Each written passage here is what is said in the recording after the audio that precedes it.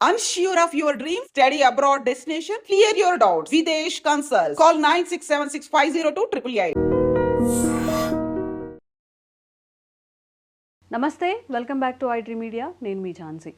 మనం ఇన్వెస్ట్మెంట్ కరెక్ట్గా చేసినట్లయితే మనకి ఎక్కువ ప్రాఫిట్స్ వస్తాయి. అదే మనం రాంగ్ ఇన్వెస్ట్మెంట్స్ చూస్ చేసుకునేట్లయితే మనం డబ్బు లాస్ అయ్యే అవకాశాలు ఉన్నాయి. కాబట్టి ఎందులో ఇన్వెస్ట్ చేస్తే మంచిగా మన రిటర్న్స్ అనేవి గుడ్గా ఉంటాయి ఈరోజు తెలుసుకుందాము. ప్రస్తుతం అంతా ఉన్నారు AMFI registered mutual fund distributor Ramesh Pasupuleti garu. నమస్తే అండి. నమస్తే మేడం.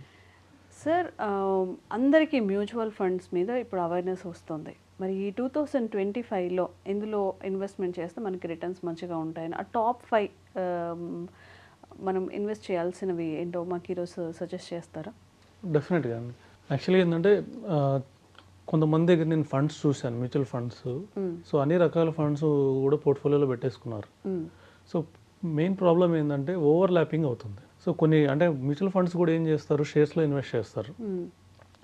సో కొన్ని మనకి ఇప్పుడున్న కేటగిరీస్ ఏంటి, large cap, mid cap, small cap, ఇవి నార్మల్గా బ్రాడ్. ఓకే.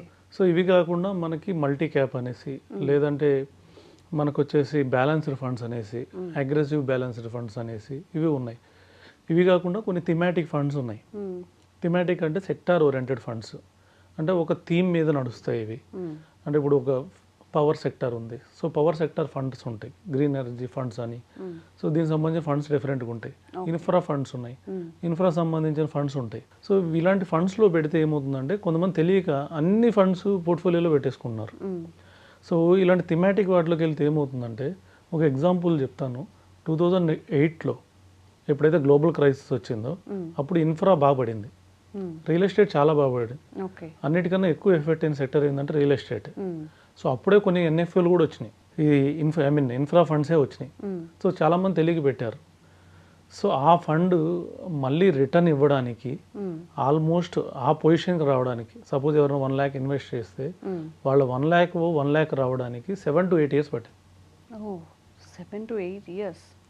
రిటర్న్ పక్కన పెట్టేస్తే 2015 వరకు కూడా అవి యాక్చువల్లీ పెట్టిన ఇన్వెస్ట్మెంట్కి కూడా బ్రేక్ ఈవెన్కి రాలేదు. సో అందుకని చెప్పి ఒక సెక్టార్ ఓరియంటెడ్లో పెట్టడం ఎప్పటికైనా రిస్క్తో కూడింది. సో అందుకని ఏం చేస్తారంటే ఈ కేటగరైజ్డ్ బెంచ్ మార్క్ కేటగరైజ్డ్ వచ్చినాయి. బెంచ్ మార్క్ అంటే ఇప్పుడు మనకి నిఫ్టీ 50 ఉంది, అందులో లార్జ్ క్యాప్ ఫండ్స్ ఉంటాయి. సో అదే నిఫ్టీ 100 చూసుకుంటే, అంటే నెక్స్ట్ 50 కానీ ఫస్ట్ నిఫ్టీ 100 చూసుకుంటే large and mid cap funds ఉంటాయి. తర్వాత 100 to 250 మిడ్ క్యాప్ ఫండ్స్ ఉంటాయి. తర్వాత 250 to అబవ్ వచ్చేసి స్మాల్ క్యాప్స్ ఉంటాయి. 500 అబవ్ మైక్రో క్యాప్ ఫండ్స్ ఉంటాయి. సో ఇప్పుడు మనం పెట్టే ఫండ్స్లో కొంతమంది ఒక 2-3 మల్టీ క్యాప్లే పెడుతున్నారు. దానివల్ల ఏమవుతుందంటే మ్యాక్సిమం మల్టీ క్యాప్ ఫండ్స్ అని ఓవర్లాప్ అవుతాయి. అంటే ఒక మల్టీ క్యాప్లో ఉన్న షేర్స్ ఇంకో మల్టీ క్యాప్లో కూడా 90% సేమ్ ఉంటాయి. సో మిగతా 10% మారుతుంటాయి. ఆల్మోస్ట్ 60% అయితే సేమ్ ఉంటాయి. అదే లార్జ్ క్యాప్లో చూస్తే, లార్జ్ క్యాప్లో కూడా ఉంది అంత 50 కంపెనీస్. సో మ్యాక్సిమం ఆ 50 కంపెనీస్లో కూడా టాప్ ఎన్ని ఉన్నాయి, ఒక 15 to 20 షేర్స్ బాగా టాప్లో ఉంటాయి. వీటిలోనే ఇప్పుడు కొంతమంది తెలియక 2-3 బ్లూ చిప్ ఫండ్స్ పెట్టుకుంటారు, 2-3 లార్జ్ క్యాప్ ఫండ్స్ పెట్టుకుంటారు. అందులో ఏమవుతుంది, అందులో ఉన్న షేర్సే ఇందులో ఉంటాయి. అది పడితే ఇది పడుతుంది. ఇప్పుడు ఒక సపోజ్ నిఫ్టీ 50 పడింది అనుకోండి, అన్నీ ఆ ఫండ్ పడుతుంది, ఈ ఫండ్ పడుతుంది. సో ఎక్స్ట్రా రిటర్న్ ఏముండదు. సపోజ్ ఒక మళ్ళీ పెరిగింది, నిఫ్టీ పెరిగింది, సేమ్ రెండు ఒకటే రిటర్న్ ఇస్తాయి. అంటే డైవర్సిఫికేషన్ ఎక్కువ ఉండదు, ప్లస్ రిటర్న్ కూడా అడిషనల్గా ఆల్ఫా అంటే ఎక్స్ట్రా రిటర్న్ జనరేట్ అయ్యే అవకాశం లేదు. సో దానికి సంబంధించి ఒక్కొక్క కేటగిరీలో ఒక ఫండ్. సో లార్జ్ క్యాప్ అనుకుంటే లార్జ్ క్యాప్ ఫండ్ పెట్టుకోవాలి. లార్జ్ క్యాప్ మ్యూచువల్ ఫండ్స్ మనకు తెలిసినట్టే పెద్ద పెద్ద మ్యూచువల్ ఫండ్ కంపెనీస్ ఉన్నాయి. వాటిలో చాలా ఫండ్ పెర్ఫార్మెన్స్ లాస్ట్ 5 yearsలో 12% రిటర్న్ ఇచ్చిన ఫండ్స్ చాలా ఉన్నాయి. సో వాటిలో ఇన్వెస్ట్ చేసుకోవచ్చు. కొంతమంది ఏంటంటే, సో నేను ఫండ్స్లో పెట్టిన అనుకున్న వాళ్ళు ఈటీఎఫ్లో కూడా పెట్టుకోవచ్చు. ఇవి కూడా నిఫ్టీ 50 ఈటీఎఫ్లు చాలా ఉన్నాయి కంపెనీస్. సో నిఫ్టీ 50 ఒక ఈటీఎఫ్ కొనుక్కోవచ్చు. తర్వాత లార్జ్ అండ్ మిడ్ క్యాప్ పెట్టాలనుకున్న వాళ్ళు నిఫ్టీ నెక్స్ట్ 50 అని కూడా ఉంది. సో జూనియర్ నిఫ్టీ అంటారు, నెక్స్ట్ 50 నిఫ్టీ అంటారు. అందులో కూడా ఫండ్స్ ఉన్నాయి. సో అందులో కొద్దిగా ఇన్వెస్ట్ చేసుకోవచ్చు. సపోజ్ ఒక రోజు నిఫ్టీ 2% పడింది అనుకోండి, ఒక ఈటీఎఫ్ కొనుక్కోవచ్చు ఆ రోజు. సో ఎందుకంటే మ్యూచువల్ ఫండ్ అంటే end of the day calculate అవుతుంది, కానీ ఈటీఎఫ్ స్పాట్ బై ఉంటుంది. సో అదొకటి యాడ్ చేసుకోవచ్చు. తర్వాత మల్టీ క్యాప్, ఇందులో లార్జ్, మిడ్, స్మాల్, 25% లార్జ్ ఉండాలి, 25% మిడ్ ఉండాలి, 25% స్మాల్ క్యాప్ ఉండాలి కంపల్సరీ. ఇందులో కూడా ఒక ఫండ్ ఉండాలి, మరి ఎక్కువ ఉండాల్సిన అవసరం లేదు. తర్వాత ఒక mid cap fund. Mid cap ఫండ్లో కూడా టాప్ ఫండ్స్ చూసుకొని లాస్ట్ 5 ఇయర్స్లో 10 ఇయర్స్లో 12% రిటర్న్ ఇచ్చిన ఫండ్స్ చాలా ఉన్నాయి. అందులో టాప్ ఫండ్ చూసి ఇన్వెస్ట్ చేసుకోవచ్చు. స్మాల్ క్యాప్లో కూడా సేమ్. సో లేదంటే ఫండ్ కాదనుకుంటే ఒక ఈటీఎఫ్లో ఇన్వెస్ట్ చేసుకుంటే కొద్దిగా ఎక్స్పెన్స్ రేషియో కూడా తగ్గుతుంది. సో అలాగే ఇండెక్స్ ఫండ్స్, అయితే నెక్స్ట్ 50 ఫండ్ అని ఉన్నాయి. నిఫ్టీ ఫండ్ 50 ఫండ్స్ అని, మిడ్ క్యాప్ నిఫ్టీ ఫండ్స్ అని, నిఫ్టీ స్మాల్ క్యాప్ ఫండ్స్ అని కూడా ఉన్నాయి. వీటిలో కొద్దిగా ఎక్స్పెన్స్ రేషియో కూడా తగ్గుతుంది. ఇవి ఒకటి పోర్ట్ఫోలియోలో పెట్టుకోవడం మంచిది.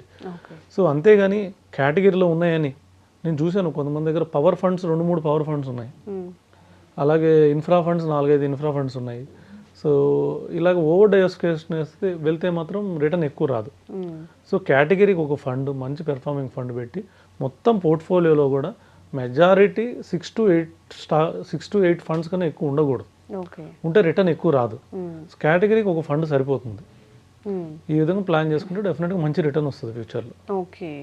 అండ్ ఈ సెక్టార్స్లో మనం ఈ ఇయర్ ఇన్వెస్ట్మెంట్ చేసినట్లయితే మన రిటర్న్స్ కూడా మంచిగా ఉండే అవకాశం ఉంటుంది. అవును. సో ఇప్పుడు అదే మనకి ఇప్పుడు యాక్చువల్లీ మార్కెట్ పడిన తర్వాత నిఫ్టీ కూడా ఆల్మోస్ట్ 15% పడింది హై నుంచి కూడా.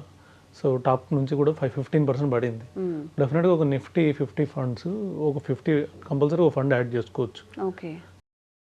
ఎప్పటికైనా కానీ స్టాండర్డ్గా ఉంటాయి. సో మిడ్ స్మాల్ ఏంటంటే ఇంకా వాల్యుయేషన్స్ హైలో ఉన్నాయి. ఇప్పటికి కూడా ఇంత పడిన తర్వాత కూడా యాక్చువల్గా ఏంటంటే నిఫ్టీ 15% పడింది. Mid cap index, small cap index 30% పడింది. స్టిల్ ఇంకా మిడ్ స్మాల్ ఇంకా ఓవర్ వాల్యుయేషన్స్లోనే ఉన్నాయి. తక్కువ వాల్యుయేషన్స్లో ఏమున్నాయంటే నిఫ్టీ ఫండ్స్. సో ఎవరైనా పోర్ట్ఫోలియో యాడ్ చేయాలనుకుంటే ఒక నిఫ్టీ ఫండ్, మంచి నిఫ్టీ ఫండ్.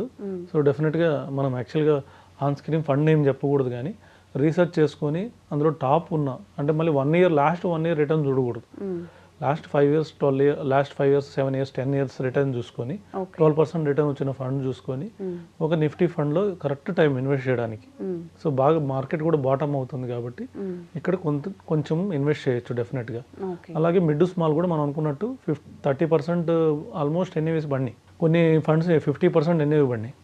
వీటిలో కూడా కన్సిస్టెన్సీగా 5 ఇయర్స్ రిటర్న్ బాగుంటే ఇందులో ఇంకొంచెం అమౌంట్, ఇప్పుడు మన దగ్గర 100 రూపీస్ ఉందంటే డైవర్సిఫై చేసుకోవాలి. ఒక 15 రూపీస్, ఒక 20 రూపీస్ వచ్చేసి లార్జ్ క్యాప్, ఇంకొక 20 రూపీస్ మిడ్ క్యాప్, ఒక 20 రూపీస్ స్మాల్ క్యాప్, ఒక 20 రూపీస్ వచ్చేసి ఫ్లెక్సీ క్యాప్, ఒక 20 రూపీస్ వచ్చేసి మల్టీ క్యాప్. సరిపోతుంది. వీటిలోనే అన్ని స్టాక్స్ వచ్చేస్తాయి. మనం మళ్ళీ సెక్టార్ ఓరియంటెడ్ వెళ్తే ఆ సెక్టార్ ఓరియంటెడ్లో ఉండే స్టాక్స్ కూడా ఇందులో ఉంటాయి. మళ్ళీ ఇందులో ఉండే స్టాక్ సేమ్ అందులో సెక్టార్ ఓరియంటెడ్లో ఉంటాయి, ఓవర్లాప్ అయిపోతాయి. సో అలా కాకుండా జాగ్రత్తగా ఈ 5 స్టాక్స్, ఈ 6 ఫండ్స్లో ఉండేట్టు చూసుకోవడం better. Okay. Thank you sir. Thank you అండి.